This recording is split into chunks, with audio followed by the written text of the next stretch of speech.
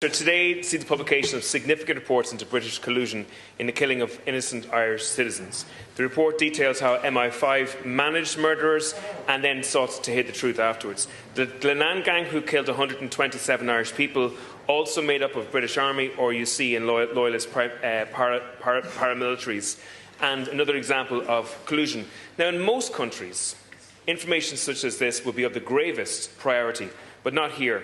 The Legacy Act, which was designed obviously to let British soldiers away with murder, has been binned, but it's now being replaced by the British-Irish Legacy Framework document. Currently, that's going through Westminster. The British government are seeking to build in protections for British Army veterans in relation to that. They're also looking to put the Secretary of State in charge of what information can be brought to these investigations, and they may even put senior RUC officers in charge of those investigations. People who are involved in the organisations that were involved in the collusion, investigating the collusions as well.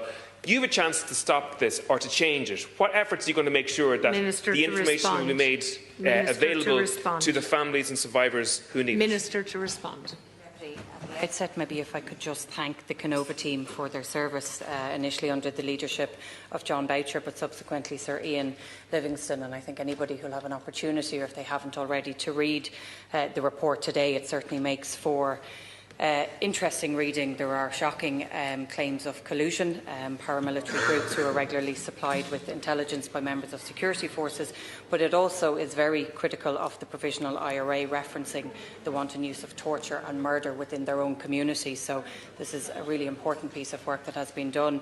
Where you're wrong, Deputy, in saying that there hasn't been a priority or a focus put on this by the Irish Government. There's been a huge amount of engagement between this Government, between the Secretary of State in Northern Ireland and the UK Government to bring about the framework, which was agreed in September.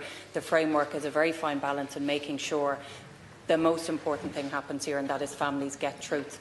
Any of the information that is here will obviously be fed into the overall work that's being done with the framework. Thank you, but the Minister. legislation itself that is going through the Houses, the fact that the UK Government have brought it with such speed, I think is welcome, and we work with them to make sure that it can be implemented.